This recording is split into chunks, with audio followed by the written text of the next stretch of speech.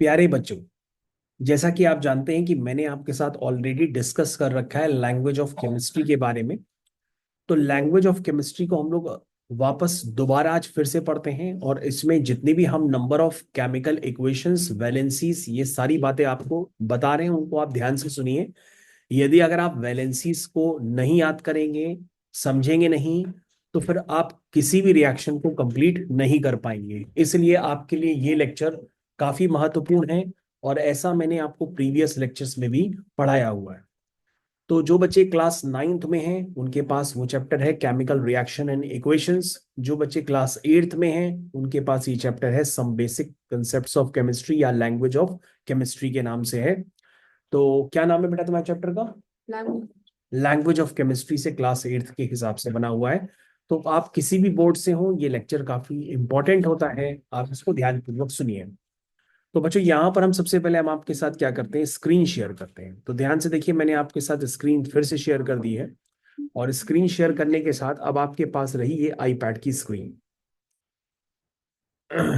तो देखिए भाई, सबसे पहले आपके पास यहाँ पर हम लोग कुछ डिस्कशन करते हैं। जैसे बच्चों, आप ये बताओ कि आपने कहा था कि आपने एटॉमिक नंबर याद कर लिए हैं। यदि आपने एटॉमिक नंबर याद कर लिए हैं तो वैलेंसी के लिए काफी आसान हो जाता है बताना। जैसे बच्चों, आपने बताया था कि भाई हाइड्रोजन होता है, हीलियम होता है, lithium, beryllium, boron, carbon, nitrogen, oxygen, fluorine, neon, sodium, magnesium, aluminium, silicon. Silicon के बाद बेटा क्या आता है? Phosphorus, sulphur, chlorine, organ, potassium, calcium. तो बच्चों, ये 20 एटॉमिक नंबर तक मैंने एलिमेंट्स आज आपको दोबारा लिख के दिए हैं। और बच्चों, मैंने आपको बताया भी है किसी भी एलिमेंट का जो एटॉमिक नंबर होता है उतने ही उसमें नंबर ऑफ इलेक्ट्रॉन्स होते हैं, और उतने ही उसमें नंबर ऑफ प्रोटॉन्स होते हैं। ये मैं आपको पहले भी बता चुका हूँ। और कोई भी एटम जो बना होता है वो 3 फंडामेंटल पार्टिकल से मिलकर के बना होता है, इलेक्ट्रॉन, प्रोटॉन और न्यूट्रॉन। और मैं इस लेक्चर में आपको दोबारा बता देता हूं कि भाई इलेक्ट्रॉन के खोजकर्ता का नाम है जे थॉमसन, प्रोटॉन के खोजकर्ता का नाम है ई गोल्डस्टीन, और न्यूट्रॉन के खोजकर्ता का नाम बताइए बेटा, न्यूट्रॉन किसने खोजा था? नहीं, इसका मतलब आपने नहीं पढ़ाई की। तो बच्चों, इलेक्ट्रॉन के खोजकर्ता का नाम है, फिर से बताता हूं, जे थॉमसन। प्रोटॉन के खोजकर्ता का नाम है ई गोल्डस्टीन। तुम बेटा बताओ, न्यूट्रॉन की डिस्कवरी कितने किसने की? James Chadwick. किसने की? James Chadwick. उसके बाद बच्चों, अभी इस बच्चे ने एक साइंटिस्ट का और नाम बताया था, रदरफोर्ड। मैं आपको बताऊं भाई, रदरफोर्ड ने न्यूक्लियस की खोज की थी। और बच्चों, कलेक्टिवली इलेक्ट्रॉन, प्रोटॉन और न्यूट्रॉन को हम लोग कहते हैं फंडामेंटल पार्टिकल्स। क्या कहते हैं? फंडामेंटल पार्टिकल्स, क्योंकि हम इनको फर्दर ब्रेक नहीं कर सकते हैं। इलेक्ट्रॉन अपने आप में एक फंडामेंटल पार्टिकल है, यानी हमारे चारों तरफ का जो मैटर होगा वो छोटे छोटे टाइनी पार्टिकल के मिलकर के बना होता है, जिनको हम लोग एटम्स कहते हैं। लेकिन एटम्स किससे मिलकर के बने होते हैं? इलेक्ट्रॉन, प्रोटॉन और न्यूट्रॉन से। बच्चों, इलेक्ट्रॉन पे क्या चार्ज होता है उसको भी याद कर लीजिए, ये आपके सिलेबस में है। पहले भी मैंने आपको बताया है कि भाई इलेक्ट्रॉन पे चार्ज होता है 1.6 इंटू 10 की पावर -19 कूलम। ये चार्ज नेगेटिव होता है, इलेक्ट्रॉन नेगेटिवली चार्ज होता है। तो अगर आप पूरा लिखना चाहें तो ये भी लिख सकते हैं कि भाई एक इलेक्ट्रॉन पे चार्ज होता है -1.6 इंटू 10 की पावर -19 कूलम। और या सिर्फ लिखना चाहे 1.6 इंटू 10 की पावर -19 कूलम। बच्चों, ये इलेक्ट्रॉन पे चार्ज होता है। तो ये इलेक्ट्रॉन पे जितना चार्ज नेगेटिव होता है बच्चों, उतना ही पॉजिटिव चार्ज प्रोटॉन पे भी होता है। समझे कि नहीं? यानी प्रोटॉन पॉजिटिवली चार्ज होता है, इलेक्ट्रॉन नेगेटिवली चार्ज होता है। तो प्रोटॉन पे कितना पॉजिटिव चार्ज होगा? +1.6 इंटू 10 की पावर -19 कूलम। इलेक्ट्रॉन का मास याद होना इस स्टेज पे बहुत जरूरी होता है। इलेक्ट्रॉन का मास होता है 9.1 इंटू 10 की पावर -31 kg। आप इसको प्लीज याद करिए, अगर याद नहीं है इस लेक्चर को बार बार देखिए, क्योंकि मैंने पहले भी आपको इस तरह के लेक्चर्स ऑलरेडी बना करके शेयर कर चुका हूँ। तो ये अब मैं आपको दोबारा बता रहा हूँ। तो मैंने आपको बताया कि भाई इलेक्ट्रॉन का मास होता है 9.1 इंटू 10 की पावर -31 kg। इलेक्ट्रॉन का आपको पूरी जानकारी होनी चाहिए। तो किसी भी एलिमेंट का यदि एटॉमिक नंबर बच्चों 1 है तो उसका मतलब उसमें 1 ही इलेक्ट्रॉन है और 1 ही प्रोटॉन है। समझ में आया? तो एटॉमिक नंबर जितना होता है वही उसके इलेक्ट्रॉन्स होते हैं, वही उसके प्रोटॉन्स होते हैं। और बच्चों किसी भी एटम का जो मास नंबर होता है वो किस पे डिपेंड करता है कि इसमें कितने प्रोटॉन्स हैं और कितने न्यूट्रॉन्स हैं। तो बच्चों किसी भी एटम का जो मास नंबर होता है वो किसके इक्वल होता है? Sum of number of protons plus number of neutrons. यानी mass number is equal to number of protons plus number of neutrons. ये बच्चों मास नंबर का स्टैंडर्ड होता है। यदि बच्चों अगर आप वैलेंसी के बारे में फिर से सीखना चाहते हैं तो वैलेंसी के लिए आपको एटॉमिक नंबर जरूर पता होना चाहिए, भले आपको मास नंबर पता हो या ना पता हो।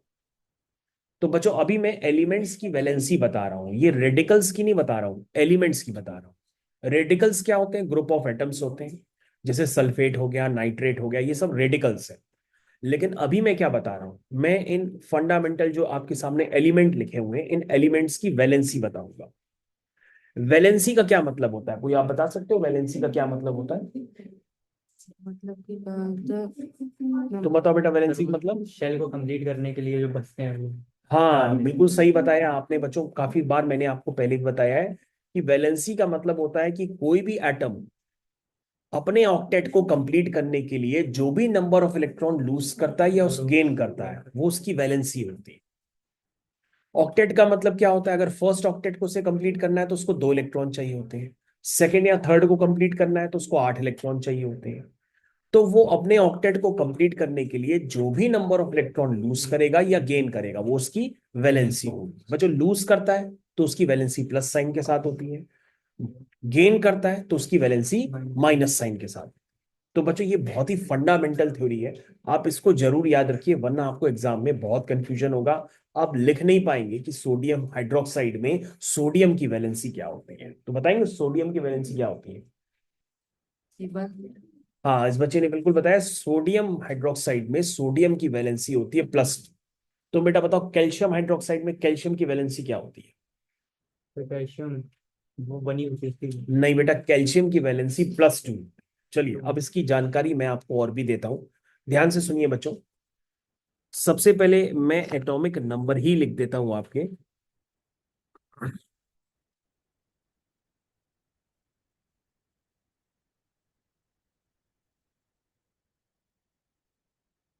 चलिए बच्चों, जैसे अब मैं इलेक्ट्रॉन्स को भरता हूं शेल्स में, तो पहला इलेक्ट्रॉन भर गया, ये दूसरा भर गया। लिथियम में भरेगा 2,1। ये बच्चों इलेक्ट्रॉनिक कॉन्फ़िगरेशन के नाम से इसको जानते हैं। तो ये कॉन्फ़िगरेशन आप भरिए। पहली शेल में बच्चों 2 इलेक्ट्रॉन से ज्यादा नहीं आते हैं, दूसरी में 8 से ज्यादा नहीं आते हैं। और किसी की भी वैलेंसी जो होती है आपके कोर्स में वो 1 2 3 4 होगी। एलिमेंट्स की वैलेंसी कैसी होती है? 1 2 3 4। अब वो प्लस में भी हो सकती है, माइनस में भी हो सकती है, लेकिन 4 से ज्यादा किसी की नहीं होती है। 5 6 7 8। बच्चों सेकंड शेल कंप्लीट हो गया है, थर्ड शेल भर देना स्टार्ट कर दिया है। तो इस तरह से बच्चों आपको काम अपना कंप्लीट करना है।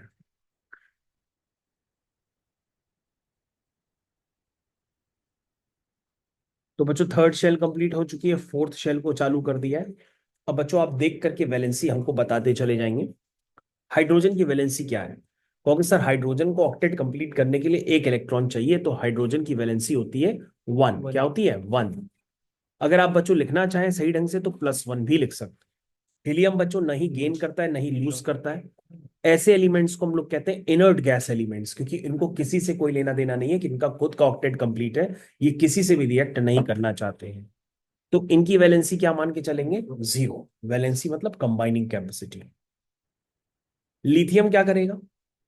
तुम कहोगे सर लिथियम जो होता है बेसिकली मेटल होता है। अगर आप लिथियम मेटल भी कभी नहीं देखे तो मैं आपको बता दूं, जो आपका इंक पेन होता है उसकी आगे की जो निब होती है वो निब जो होती है लिथियम मेटल की बनी होती है। लिथियम अर्थ क्रस्ट में लाइटेस्ट मेटल में आता है।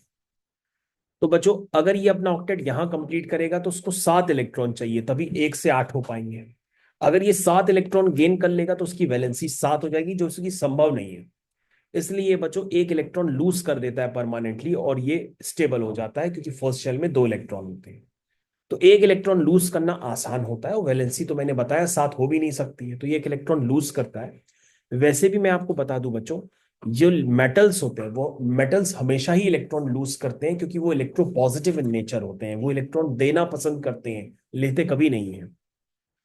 तो बच्चों लिथियम की वैलेंसी क्या हो गई, +1, बेरिलियम की +2, बोरॉन की 3, कार्बन बच्चों 4, नाइट्रोजन की बताइए। बच्चों नाइट्रोजन अगर 5 इलेक्ट्रॉन लूज कर देगा तो वैलेंसी 5 हो जाएगी, तो 5 लूज नहीं करता, 3 गेन करता है तो -3। ऑक्सीजन 2 गेन करता है, फ्लोरीन 1 गेन करता है, नियोन कंप्लीट हो गया इनर्ट। सोडियम 1 लूज करेगा, 2 लूज करेगा, 3 लूज करेगा, 4 करेगा, 3 गेन करेगा, 2 गेन करेगा, 1 गेन करेगा, 0, 1 लूज करेगा, 2 लूज करेगा। देखो कितना सही ऑर्डर बता दिए, याद हो गई ना वैलेंसी। अब बच्चों किसी भी केमिकल रिएक्शन में इस प्लस माइनस से कोई लेना देना नहीं है, आपको सिर्फ वैलेंसी का मैग्नीट्यूड पता होना चाहिए। वैसे बच्चों मैं आपको सही बात भी बता दूं, जब हम लोग प्लस माइनस साइन लगा देते हैं तो उसको वैलेंसी नहीं कहते हैं।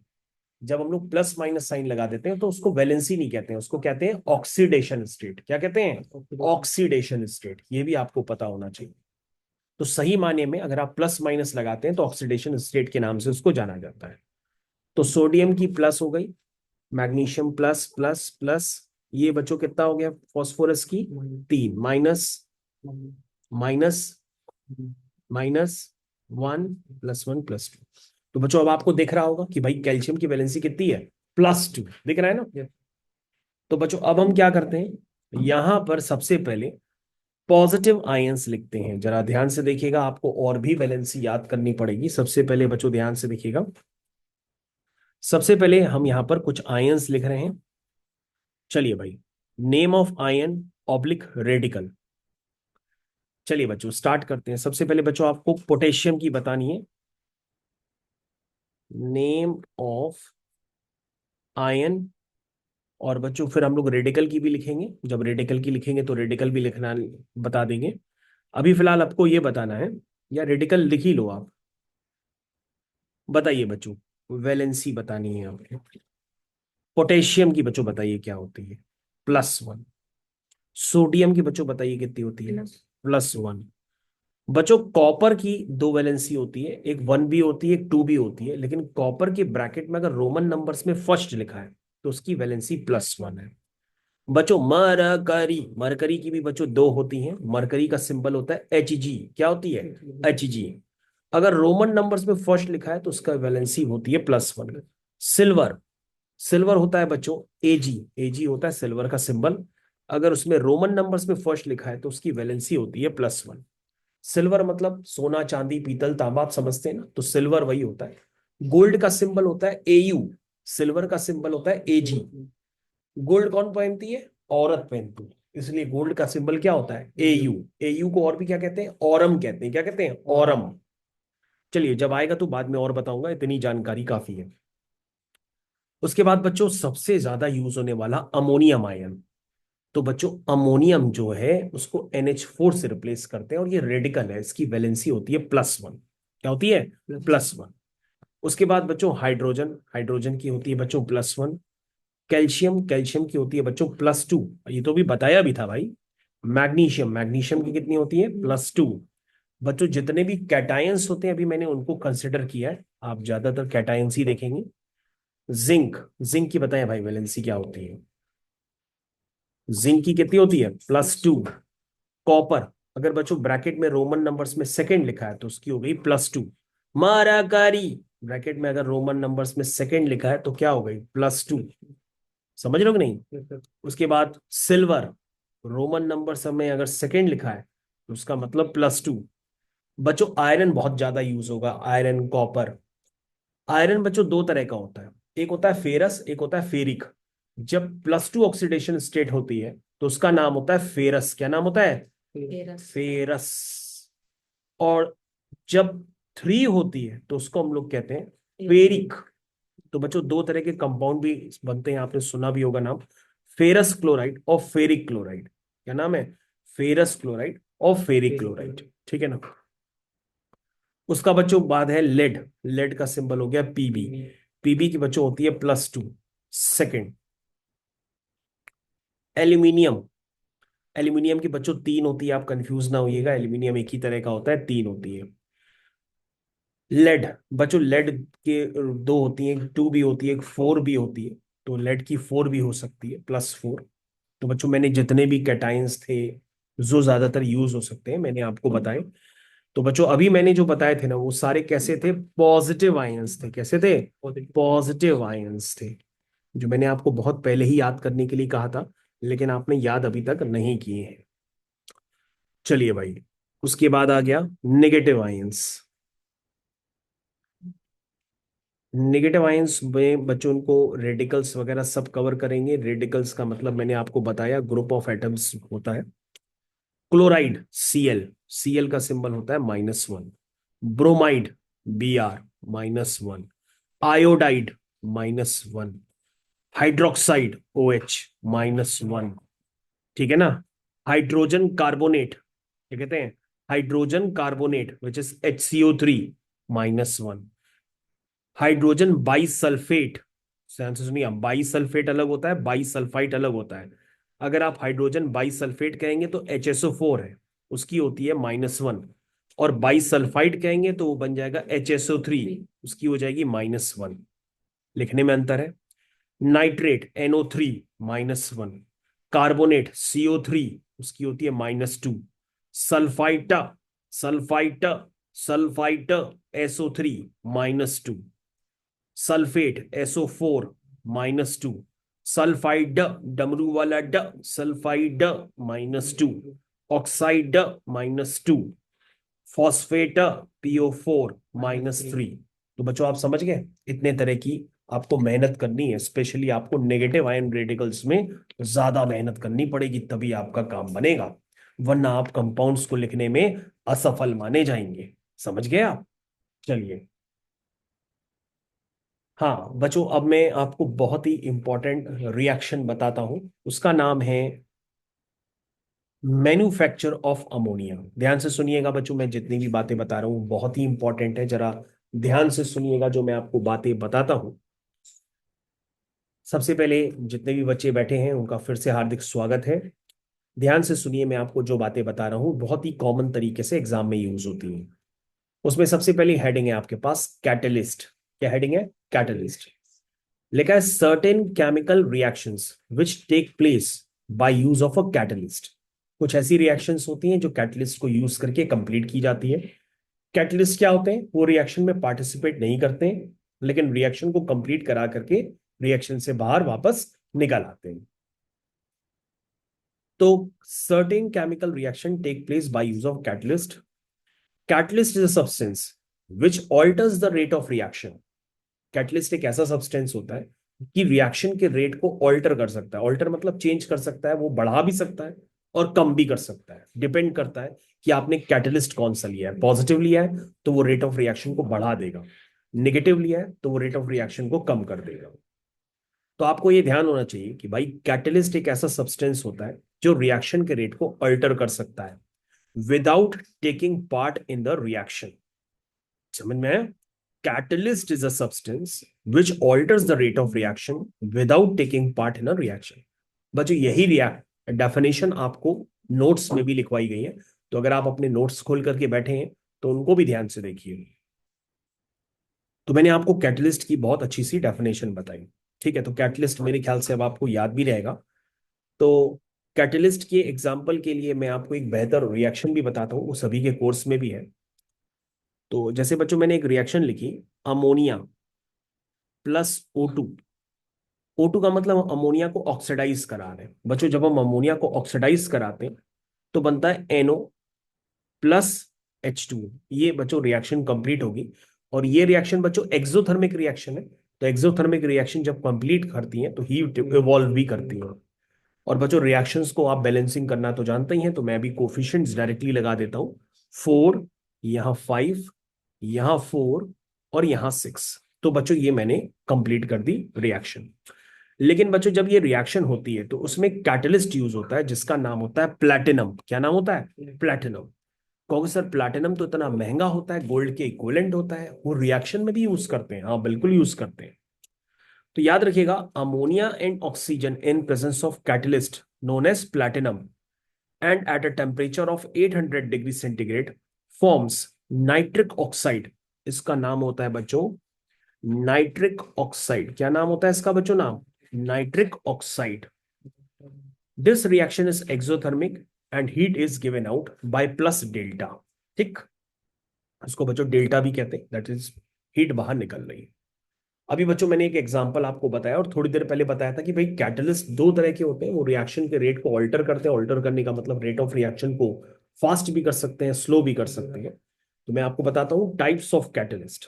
जैसे मैंने बताया पॉजिटिव कैटलिस्ट, तो बच्चों आपको ध्यान देना पड़ेगा, पॉजिटिव कैटलिस्ट भी होता है और नेगेटिव कैटलिस्ट भी होता है। ये आपके स्कूल में काफी अच्छे से कराया गया और बल्कि दो दो दिन तक इसको पढ़ाया गया था, तब आपने बिल्कुल भी ध्यान अपनी पढ़ाई पे नहीं दिया था।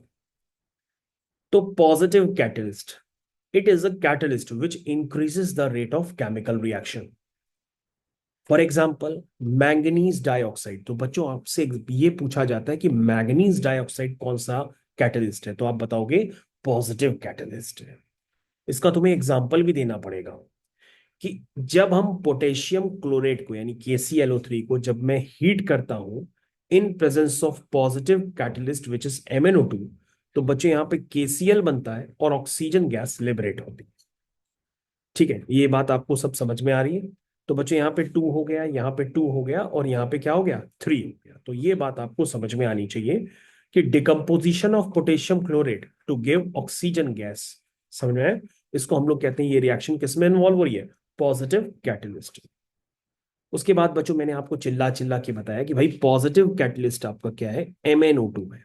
अब मैं आपको बताता हूँ नेगेटिव कैटलिस्ट, कैसा बनाता हूँ, नेगेटिव। Negative catalyst. तो बच्चों हमारे पास आ गया नेगेटिव कैटलिस्ट। नेगेटिव कैटलिस्ट बच्चों क्या होता है, जो रिएक्शन के रेट को ऑल्टर करेगा लेकिन कम कर देगा।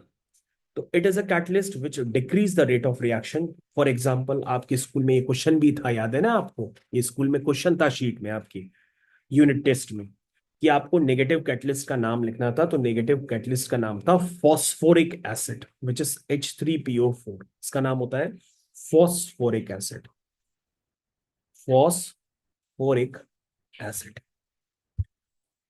उसके बाद बच्चों अगर मैं इसका एग्जांपल देना चाहूं कि यहां पर H2O वाटर होता है, लेकिन H2O2 को हम लोग कहते हैं हाइड्रोजन परऑक्साइड, कि जब रिएक्शन हम लोग इन प्रेजेंस ऑफ नेगेटिव कैटलिस्ट कराते हैं तो रिएक्शन के रेट को कम कर देता है और फॉर्मेशन करता है वाटर प्लस ऑक्सीजन का। रिएक्शन तो आप बैलेंस कर ही लेंगे, तो बैलेंस आप खुद से कर लीजिएगा।